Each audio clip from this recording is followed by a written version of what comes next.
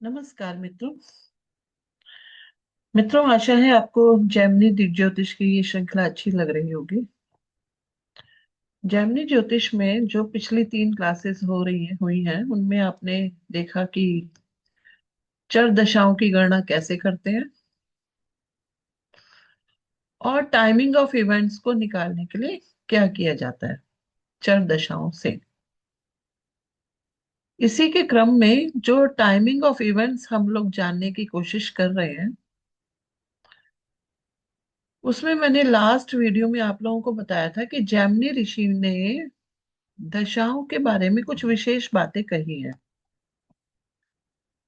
और उन विशेष बातों के बारे में क्या क्या कहा गया है, जैसे मेष राशि की दशा चूहों के उत्पात की दशा होगी, मेहमान बहुत आएंगे। वृषभ राशि के बारे में बताया, मिथुन राशि व्यापार के लिए अच्छी होती है। कर्क राशि सभी को साथ लेकर चलना, व्यापार। रत्नों जवाहरात का व्यापार, पानी से रिलेटेड व्यापार के लिए अच्छी होती है। और इसके अलावा और दूसरी चीजें भी हमने देखी। इसी में ये बताया था मैंने कि मकर राशि की दशा को परिवर्तन की दशा कहा गया है। क्या कहा गया? परिवर्तन की दशा। अब परिवर्तन कैसे? जैसे घर बदल लिया, विवाह हो गया, संतान हो गई। संतान नहीं हुई तो किसी का जन्म हुआ, हो सकता है घर में ही किसी का जन्म हो, अपनी संतान ना हो, या फिर मृत्यु। और जीवन में बदलाव आ जाना, सोच बदल जाना, परिस्थिति के अनुसार सोच का में बदलाव आना, ये चीजें देखी जाती हैं मकर राशि की दशा में। तो ये मेरे पास एक कुंडली है जिसमें मैंने ऑलरेडी चर कारकों को लिख दिया है कि सूर्य बी के हैं, बुध ए के हैं, चंद्रमा पी के हैं, मंगल एम के, शुक्र एम के, चंद्रमा डी के और गुरु जी के हैं। अब ये एम के, ए के, पी के, ये क्या है ये आप जानते ही है। अमात्य कारक, ये हो गए अमात्य कारक, ये हो गए आत्म कारक, ये हो गए भ्रातृ कारक, ज्ञाति कारक, दारा कारक, मातृ कारक और पुत्र कारक। ये आप जानते ही हैं, इसमें मेरे को नहीं लगता बताने की जरूरत है अब। इसमें मैंने महादशाएं निकाली है। तो महादशाओं का जब क्रम निकाला तो नवे घर की राशि देखेंगे, सव्य क्रम है।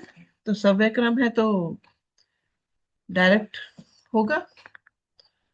तो यानी कि कन्या के बाद तुला, वृश्चिक, धनु, मकर, कुंभ, मीन, मेष, वृषभ, मिथुन, कर्क, सिंह आएंगे। उसके बाद मैंने देखा कि कब से कब तक की दशाएं, मैं इनको हटा रही हूं यहां से। तो कब से कब तक की यानी कि अवधि निकाल लिया। अवधि निकालने के बाद मैंने देखा कि जातक का जन्म था 1996 का। कन्या की 3 साल की दशा 1999 तक रही। तुला की 7 साल की दशा तो 2006 आ गया। वृश्चिक की 6 साल की दशा 2012 हो गया। धनु की 12 साल की दशा 2024 आ गया। तो 2024 जुलाई 12 को जन्म दिन के बाद से जातक को मकर की दशा मिली है। तो कब से कब तक है मकर की दशा? 12 जुलाई 2024 से लेकर 12 जुलाई 2034 तक है। 10 साल की मकर की दशा है। तो इस महादशा, जो मकर की महादशा चलेगी, इसमें अब हम जानने की कोशिश करेंगे कि जातक के जीवन में क्या क्या चेंजेस आ सकते हैं। तो मैंने आप लोगों को कहा था कि अगर आप टाइमिंग ऑफ इवेंट के बहुत क्लोज पहुंचना चाहते हैं तो आपको अंतरदशाएं भी पता होनी चाहिए। तो आज हम जानेंगे कि मकर की महादशा में अंतरदशाएं कैसे देखें। अब ये क्योंकि जैमिनी ज्योतिष में ये चर दशाओं की हम बात कर रहे हैं। तो 12 राशियां हैं, तो 12 ही अंतर्दशाएं आएंगी। तो इस तरह से ले लेते हैं। 1 2 3 4 5 6 7 8 9 10 11 12। चर दशाओं में क्या होता है, जिस राशि की महादशा है उसकी महा अंतर्दशा सबसे आखिर में आती है।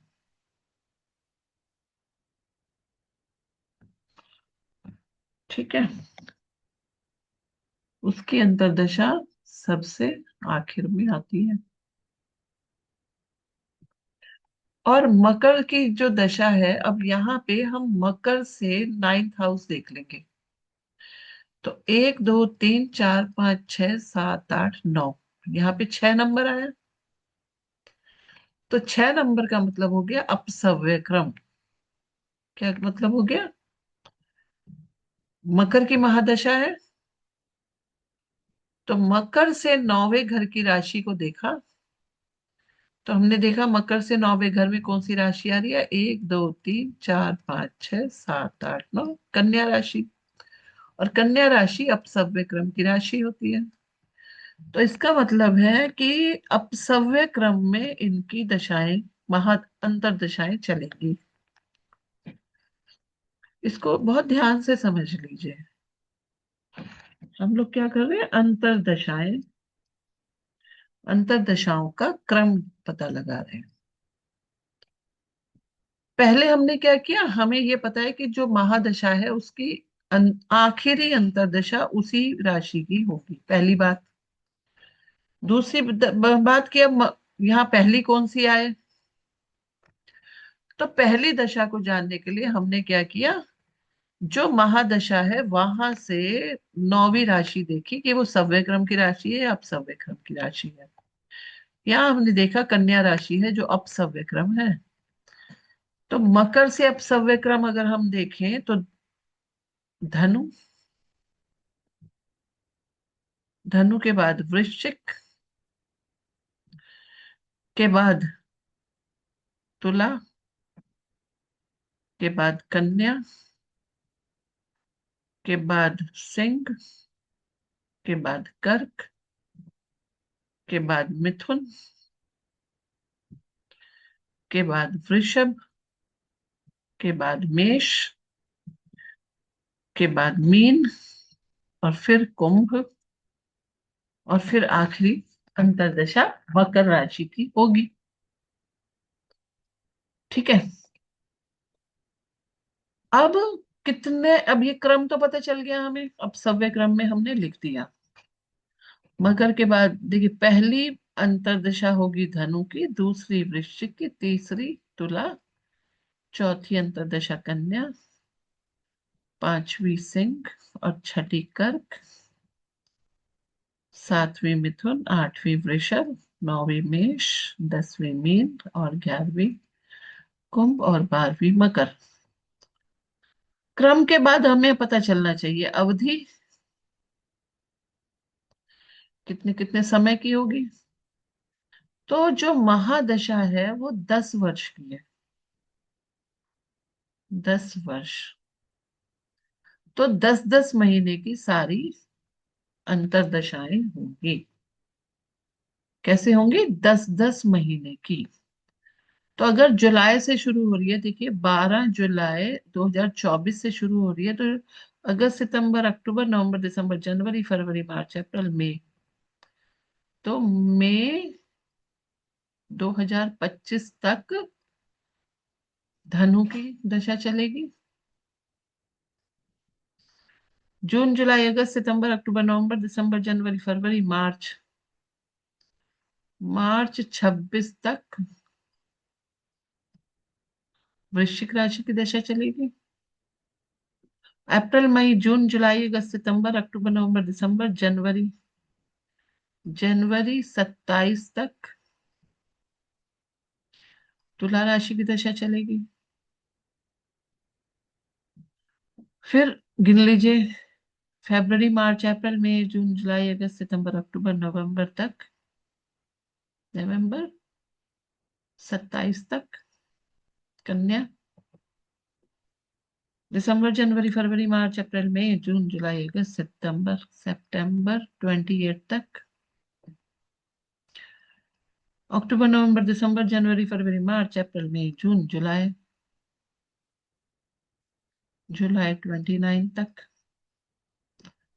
अगस्त सितंबर अक्टूबर नवंबर दिसंबर जनवरी फरवरी मार्च अप्रैल मई मई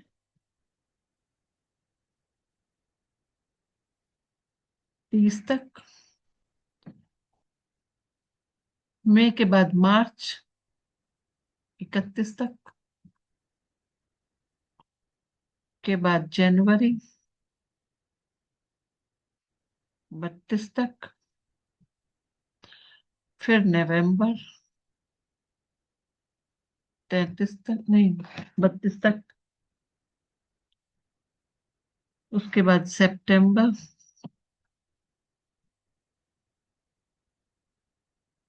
33 तक। और फिर जुलाई 34 तक।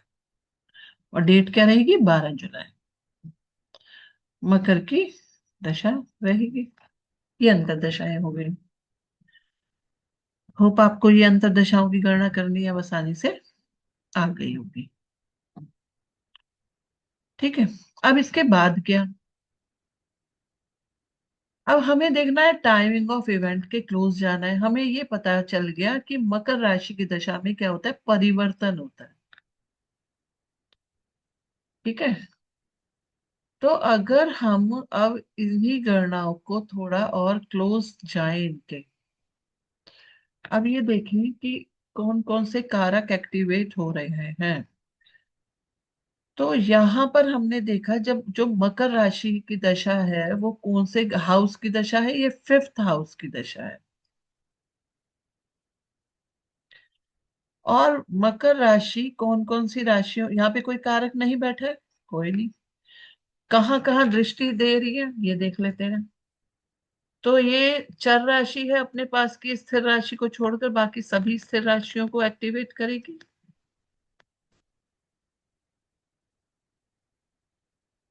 तो एरो से मैं दिखा देती हूँ। तो कौन कौन से राशियों को एक्टिवेट किया है इसने। यहाँ लिखती हूँ। वृषभ राशि को, सिंह राशि को, और वृश्चिक राशि को। तो जब वृषभ राशि को एक्टिवेट किया तो पीके, एएम के और एम के एक्टिवेट हुए। तो मकर राशि जो है परिवर्तन की दशा है वो पीके में बदलाव कर रही है, एएम के में बदलाव कर रही है और एम के में। तो जातक के व्यवसाय में बदलाव आ सकता है। जातक के घर में बदलाव आ सकता है। जातक की पढ़ाई में, ट्रेनिंग में बदलाव आ सकता है। अब मैं ऐसा क्यों कह रही हूँ। क्योंकि जो एम के है वो फोर्थ हाउस के कारक तत्वों को कैरी करता है। माना वो भाग्य भाव में बैठे हैं लेकिन है तो फोर्थ हाउस के कारक तत्वों को कैरी करेगा। तो जो परिवर्तन की दिशा होगी वो किस दिशा में परिवर्तन दिखता है। परिवर्तन दिखता है इनके एम के यानी कि फोर्थ हाउस से रिलेटेड कारक तत्वों में। ठीक है। एएम के यानी कि व्यवसाय से संबंधित। और पीके, पीके शिक्षा हो सकता है या फिर पूजा पाठ का तरीका भी हो सकता है। ठीक है ना। पीके फिफ्थ हाउस होता है ना। फिफ्थ हाउस के कारक तत्वों को कैरी करेगा। इसके साथ साथ ये ट्वेल्थ हाउस में सिंह राशि को भी एक्टिवेट कर रहा है। ठीक है। एक और चीज देखिए। यहाँ पे इसकी दृष्टि नाइन्थ हाउस पे पड़ रही है। तो नाइन्थ हाउस में जब पड़ रही है तो नाइन्थ हाउस कुंडली का कौन सा भाव होता है। ये तीर्थ यात्राओं का भाव भी होता है ना। तो हो सकता है अपनी मम्मी के साथ या काम के सिलसिले में या फिर कुछ नई चीजें सीखने के सिलसिले में तीर्थ स्थानों की यात्राएं कर ले, धर्म का स्थान है। अनजान लोगों से मुलाकात करें, क्योंकि 12th हाउस को भी देख रही है ये राशि। और छोटी यात्राओं को या फिर सहज भाव को भी देख रहा है। ठीक है। तो यहाँ पर तीसरे हाउस को भी ये एक्टिवेट कर रहा है। ठीक है, तो इस तरह से हमें फलित कहने की। अब हम थोड़ा कोशिश करते हैं और पास आ जाए, मतलब देखिए, मकर राशि में पहली दशा इनकी मई 2025 तक धनु की चली। तो आज जिस समय मैं ये बना रही हूँ, रिकॉर्डिंग कर रही हूँ, तो ये डेट है 3 जनवरी 2026। तो अगर हम अभी की देखें इनकी, तो इनकी वृश्चिक की दशा चल रही होगी, मार्च 2026 तक चलेगी। ठीक है ना।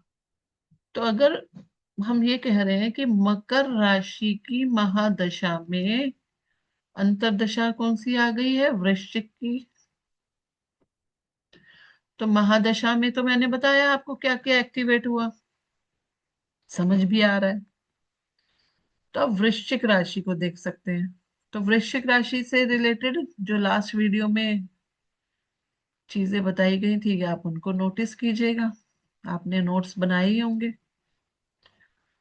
तो वृश्चिक राशि के कारक तत्व एक्टिवेट होंगे थोड़े बहुत, और वृश्चिक राशि की दृष्टि कहाँ कहाँ पड़ेगी, चर राशियों की पर, क्योंकि वृश्चिक राशि कैसी राशि है, ये स्थिर राशि है। ठीक है ना। तो स्थिर राशि कहाँ देखती है, स्थिर राशि देखती है चर राशि को। तो ये फिर से मकर राशि को देख रही है। और कौन सी राशि को देखेगी, मेष राशि को यहाँ पर। और साथ में किसको देखेंगी, कर्क राशि को देखेंगी। तो वृश्चिक राशि की दृष्टि गई 5th हाउस पे, मकर राशि में।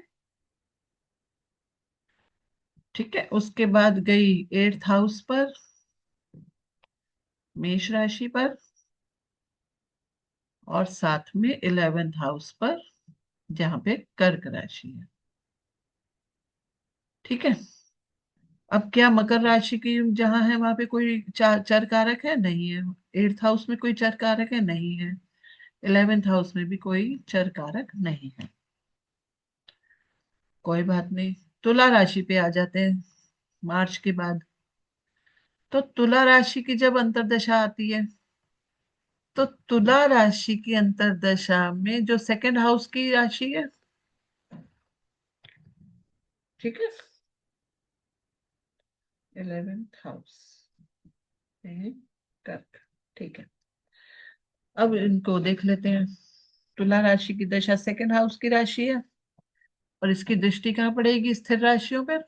वृश्चिक पर नहीं पड़ेगी, किस पर पड़ेगी, ये पड़ेगी 11 कुंभ राशि पर, साथ में वृषभ राशि पर, और साथ में सिंह राशि पर। ठीक है। इसके बाद जब कन्या राशि की दशा आएगी, आप भावों के हिसाब से और चर कारकों के हिसाब से इनके फलित कह सकते हैं। ये हाउस भी एक्टिवेट हुआ, वो राशि एक्टिवेट हुई। तो जो हमने लास्ट क्लास में उन राशियों की दशाओं के फल पढ़े थे ना, जैसे मैंने बताया मकर राशि की दशा परिवर्तन की दशा होती है, तो इसी तरह से वृश्चिक राशि की दशा कौन सी दशा होती है, या तुला राशि की दशा में क्या क्या होता है। व्यवसाय के लिए बहुत अच्छी दशा कही गई है ना तुला राशि की दशा तो। अब वो आपको याद रखने पड़ेंगी चीजें। ठीक है। अच्छा, अब हम बात कर रहे हैं कन्या राशि की दशा। तो कन्या राशि की जब दशा आ रही है, ये बहुत महत्वपूर्ण दशा आ गई इनकी लाइफ में। क्यों, देखिए, एक तो सबसे बड़ी बात इनके लग्न की ही दशा है। और इनकी कन्या राशि की दशा में कौन कौन सी राशियां एक्टिवेट हो रही है, धनु राशि, मीन राशि और मिथुन राशि। और मीन राशि में डी के बैठे हैं। डी के बैठे हैं, और डी के कौन है? शनि। तो इनके विवाह के योग कन्या राशि की अंतर्दशा जब आएगी तब बनते हैं। तो ये योग कब बन रहे हैं? जनवरी 27 से नवंबर 27 तक, इस बीच इनका डीके एक्टिवेटेड है, जो 7वें भाव में भी है, मीन राशि। ठीक है, साथ में ए के और बी के भी एक्टिवेटेड है, और गुरु जी के भी एक्टिवेटेड है। और तुला राशि में इनको को कैसा प्रमोशन मिलेगा? व्यवसाय में जो भी ये काम करते हैं, कार्य क्षेत्र में बहुत। तो तुला राशि भी बहुत इंपॉर्टेंट है। क्यों? क्योंकि पी के एक्टिवेटेड है, ए एम के एक्टिवेटेड है, और एम के एक्टिवेटेड है ना। तो इस तरह से जो चर कारक, जो राशि दशा एक्टिवेट होगी, जीवन में उस तरह की घटनाएं होंगी। तो जब हम इवेंट्स को जानना चाहते हैं किसी की भी लाइफ के, कि क्या क्या घटनाएं हो सकती हैं, तो आप समझिए कि जौन से चर कारक एक्टिवेट हो रहे हैं। अब इसमें एक और बात आती है। अभी हमने एक्टिवेशन बता दिया कि इवेंट होगा। अभी तक हमने ये बात नहीं कही कि ये इवेंट शुभ होगा या अशुभ होगा। इवेंट की शुभता और अशुभता के बारे में हमने कोई बात नहीं की अभी तक। बस हमने कहा इवेंट होगा। उस इवेंट का रिजल्ट क्या होगा? इवेंट हो गया, वो शुभ रहा या अशुभ रहा, ये नहीं बात की। इसके बारे में हम नेक्स्ट क्लास में बात करेंगे। नेक्स्ट क्लास में हम एक और बात करेंगे, राजयोग। जैमिनी में भी राजयोग कहे गए हैं जैमिनी ऋषि द्वारा। आशा है ये सीरीज अच्छी लग रही होगी आपको। आप कमेंट कीजिए, शेयर कीजिए, लाइक कीजिए, सब्सक्राइब भी कीजिए। Thank you so much.